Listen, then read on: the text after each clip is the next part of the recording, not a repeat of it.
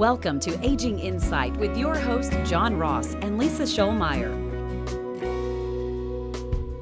This program is made possible by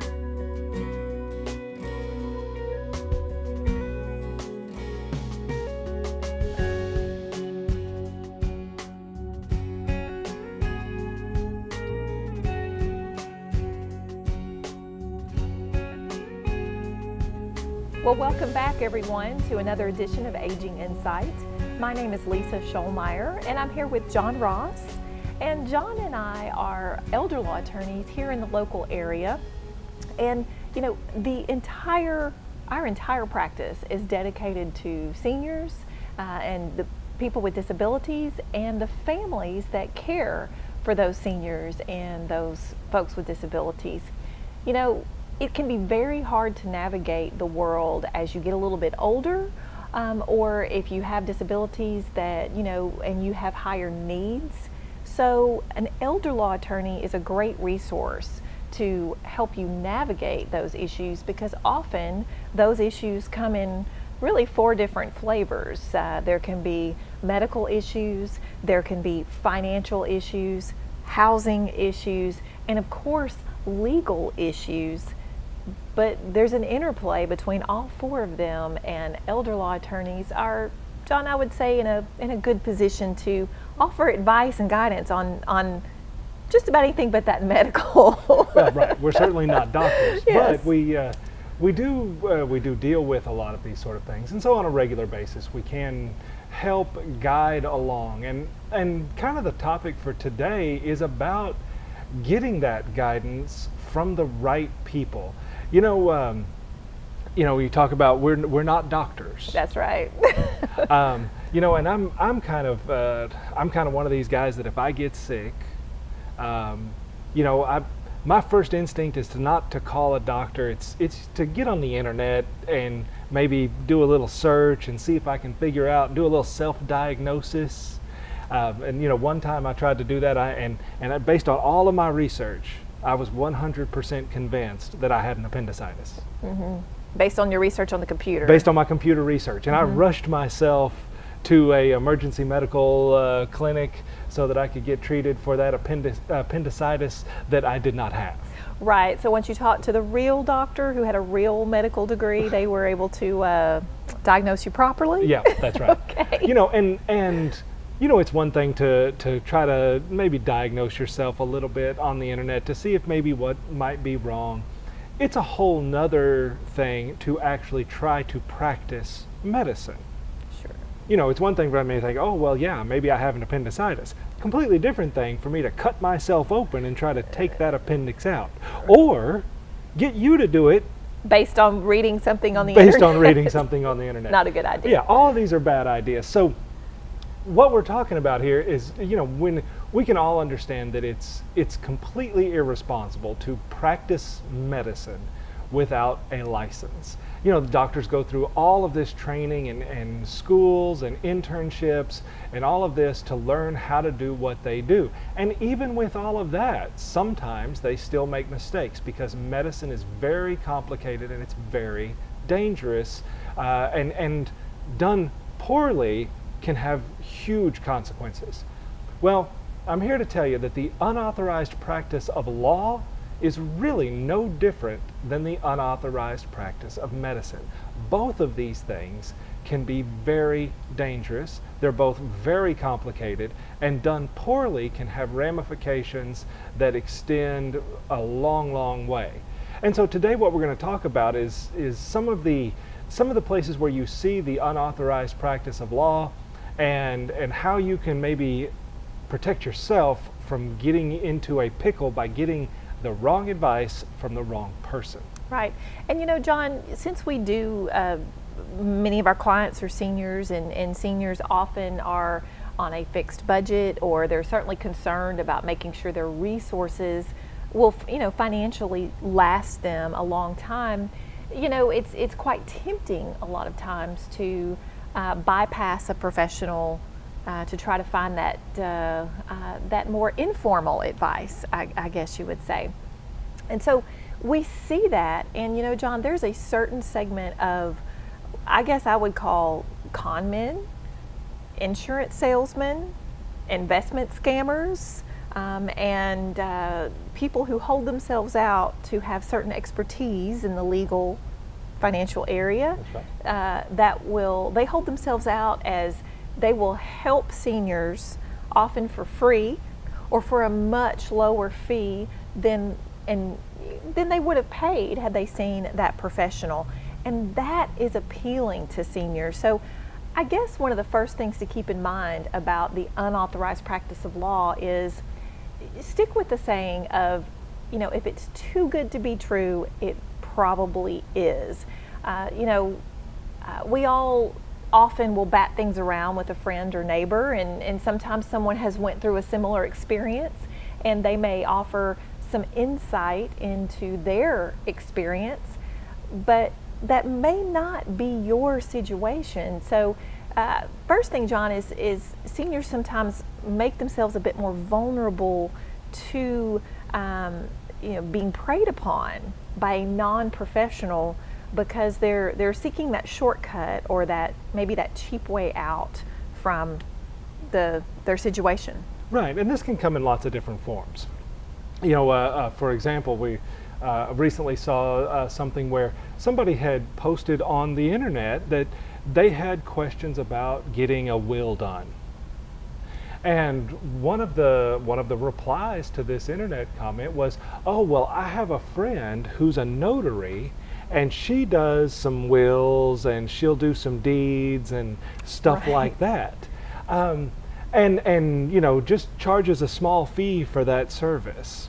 Right, and essentially we're talking about a notary public who is someone that is certified by the state for a very particular purpose. That's right. And a notary public has the purpose of verifying signatures on legal documents.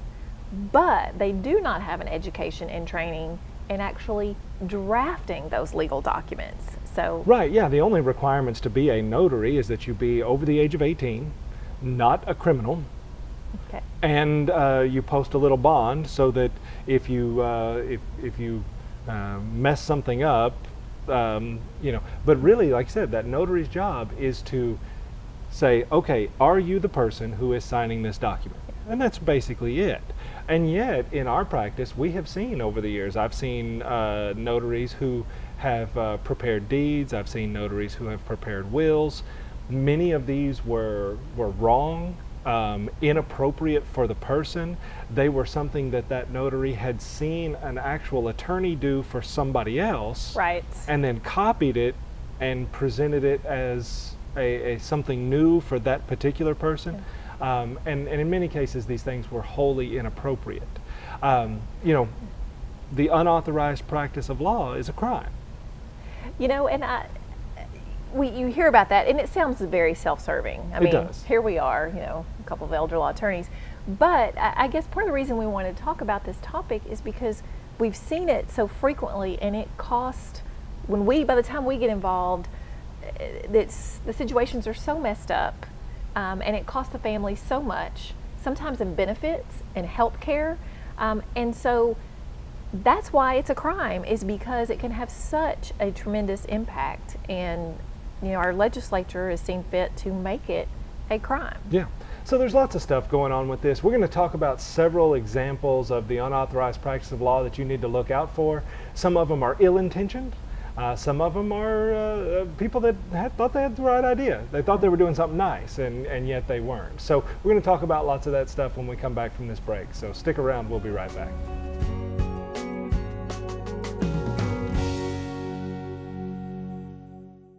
I'm so glad we found the Wadley Senior Clinic. Their team specializes in caring for older adults, and their doctors listen and work with me to keep me healthy and independent. With monthly educational programs, x-ray and lab, and state-of-the-art exam rooms, I get expert care and understanding about what I'm going through. Best yet, they're easy to get to right off the interstate at Jefferson. See what Wadley Senior Clinic could do for you. Wadley Senior Clinic, where healthy relationships begin.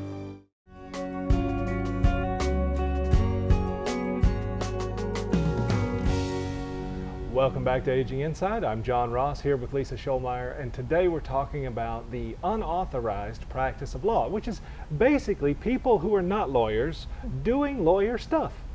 And why are we talking? We're not talking about this to try to drum up business. No. In fact, if we really wanted to drum up business, we actually, in many cases, have had to spend a lot more time, a lot more effort cleaning up the messes that were made by non-lawyers doing lawyer stuff than we would have ever charged that person to do it right the first time.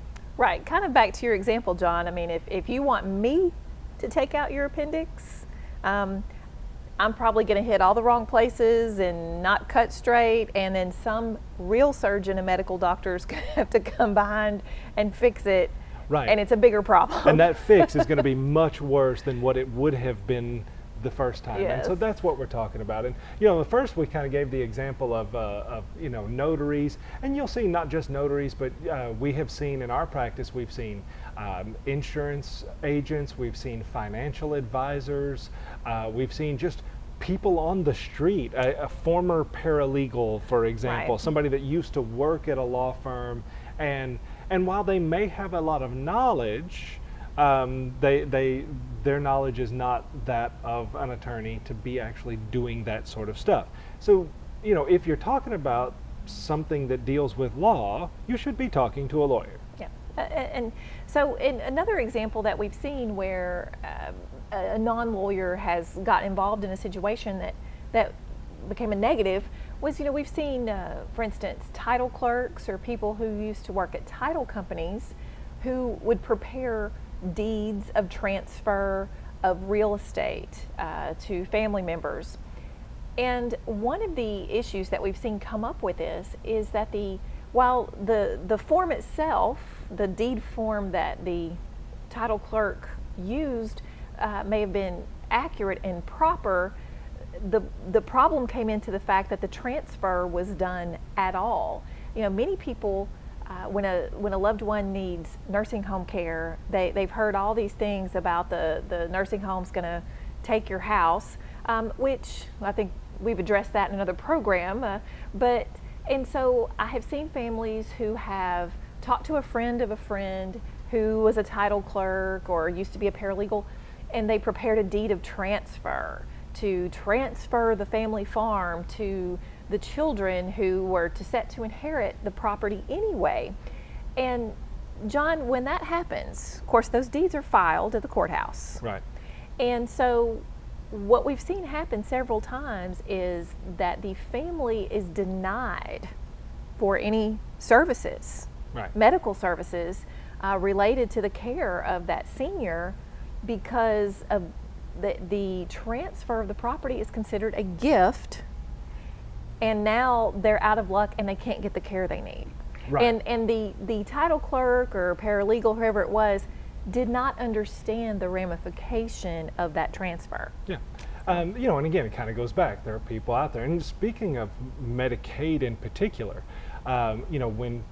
when people are going to a nursing home, for example, and they're looking at trying to access something like Medicaid to help cover the cost of that, that is a very complicated process.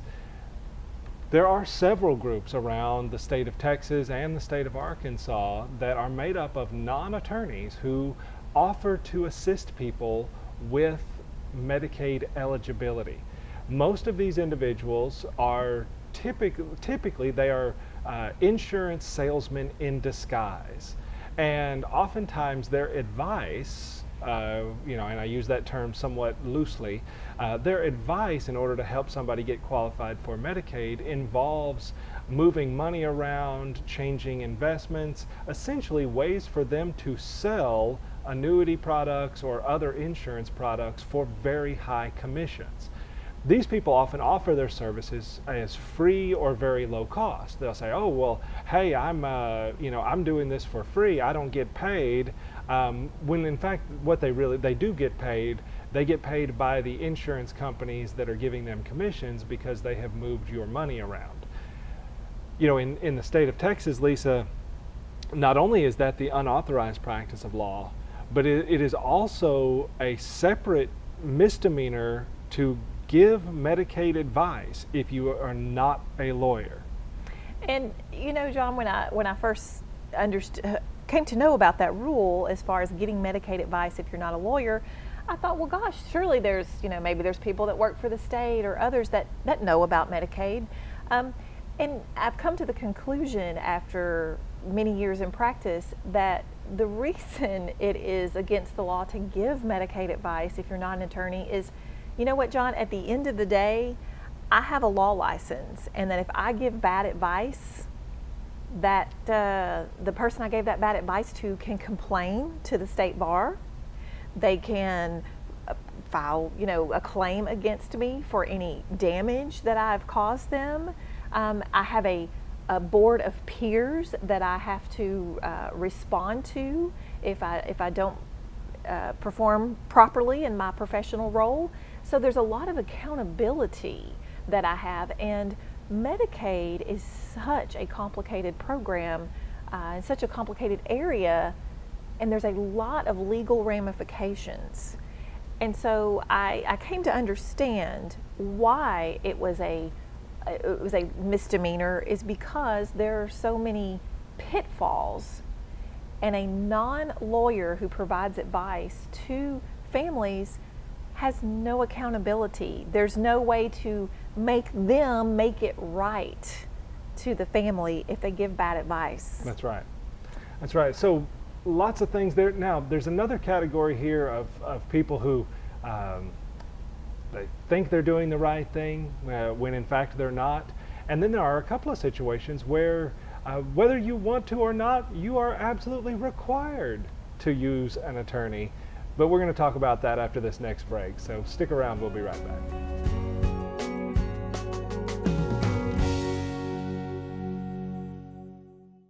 The Wadley Senior Clinic has been such a blessing for our family. Because they specialize in geriatric care, they take the time to really focus on Dad's needs. Their exam rooms are specially designed for seniors, and they offer lab and x-ray on site. With monthly educational programs on health and wellness of the mind and body, our healthcare questions get answered. Best of all, they accept Dad's Medicare benefits. See what the Wadley Senior Clinic can do for you. Wadley Senior Clinic, where healthy relationships begin.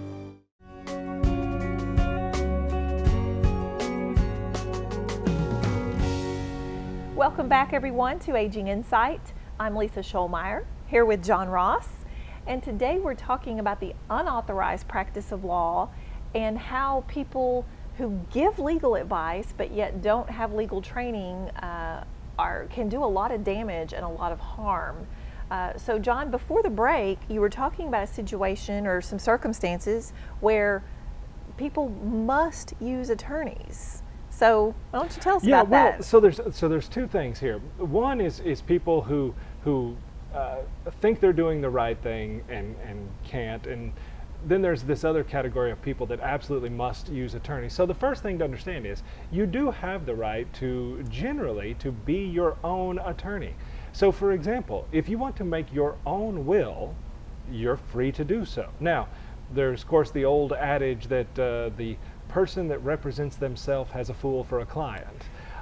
Lisa and I are both accountant lawyers, and yet we still use a CPA for some of our day-to-day tax reporting. That's because we don't do tax reporting even though we have the qualifications.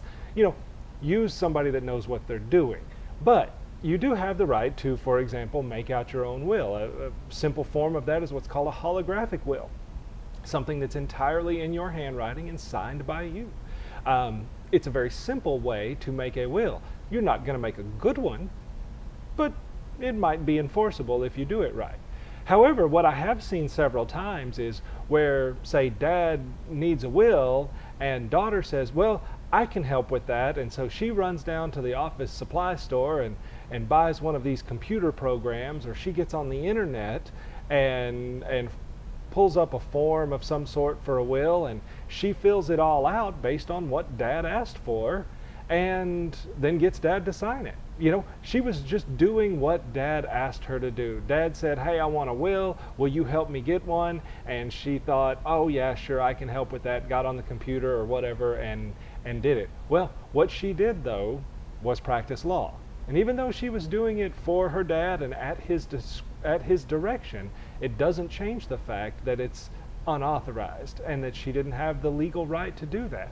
Should that will ever become contested, I can promise you that one of the contestants is going to end up filing some sort of complaint with the state of Texas about that sister or that daughter or whoever it was that did that preparation, and she could be in some big trouble. So, you know, that's a situation where you think you're kind of doing the right thing, but you're really not. And that even assumes you did it right, which, again, kind of like performing surgery, chances are you're going to end up doing it wrong. Now, Lisa, the other one is probate. Right. You know, when we've talked about that probate process, you know, probating a will is that process where the will is presented to a court and proper applications are filed to support that will. And through that process, a judge approves the will, accepts it as valid, and then there are certain things that have to be done as far as notifying creditors, notifying other heirs and beneficiaries, just publishing notice for creditors in the newspaper and notifying them. All sorts of things have to be done. But John, in a probate matter, the person who is named as an executor, or you know, that's the person who is to oversee the will. That executor may be well trusted, obviously, by the testator or the person that's now deceased, but that person is not just responsible for the will. An executor has a responsibility to all of the beneficiaries under that will. And so they're not just representing themselves. So, you know, we're not talking about a situation where you're just representing yourself, such as in your own divorce action or your own car wreck action. Here, an executor, they are representing all the beneficiaries that may be listed as part of that will. And that's a very special role to play. That executor is a fiduciary. And so, John, the law has recognized that when you're serving as a fiduciary, you're not just representing yourself, you're representing the estate and all those beneficiaries. And so there's a special law that says that an executor must have an attorney to guide them through that probate process and represent them or the estate in that probate process. Yeah, I had a young man, I say young man, I had a man that came in one day and his dad had died and he was the executor of the will, and he came in to talk about it, and I explained kind of the process, and he said, well, John, that all sounds pretty simple. He said, matter of fact, I know for a fact I can go to the courthouse and get copies of anything that's ever been filed. So I think what I'm going to do is I'm just going to go to the courthouse, make a copy of the application for probate that somebody else did. Right, some other attorney did. Change the names and Yeah. stuff. And I said, look, it's not going to work. And he didn't believe me. He thought maybe I was just trying to drum up some business. Earn a fee, that's right. Earn a fee or whatever. But he was back in my office about 3 weeks later because he had shown up for a hearing, and the judge explained to him that, he said, sir, I think you need to understand something. You are here in a court of law, not representing yourself. You're here in a court of law representing yourself and this estate and the beneficiaries of this estate and the creditors who have claims against this estate and all of these other people. And so you're here in a courtroom representing other people and you don't have a law license. I would suggest... Right. I would strongly suggest... Yeah, that's the judge saying, I would strongly suggest that maybe you postpone this hearing and go and get you an attorney, or otherwise you are committing the unauthorized practice of law and I'll have no choice but to call the bailiff. Right. And so, you know, he wasn't necessarily happy about it. He kind of thought this was a grand scheme cooked up by attorneys. Yeah. But the fact is like Lisa said, that executor has a complicated process that they have to act not for their own interests, but for all of these other people. And that's where you need the attorney guidance, and have to have it in a probate case. Right, because I don't care how much research a lay person does, you're never going to figure out all of the probate requirements. It's just the only exception to that is if you are also an attorney. Right. I was able to represent myself in my grandfather's estate. So anyway, we've come to the end of another episode of Aging Insight. I hope you enjoyed it. If you have more questions, you can always watch or listen to our radio program every Saturday at noon on 98.7 FM. You can also pick up a copy of our Aging Insight magazine. It's available all over in doctor's offices and places like that. You can also go to the internet to aginginsight.com and check out, we've got older shows that you can watch, past episodes, you can listen to the radio, you can read blog posts, you've all kinds of good information to be found out there. You know, so if you're looking for information, whether it's today's topic or anything, Aging Insight is the place to find the answers to those questions. Right. Well, and I hope that you'll stay with us for next week when we have another episode of Aging Insight right here on KLFI. See you then. Thank you for joining us for this week's Aging Insight program with John Ross and Lisa Scholmeyer. This program is made possible by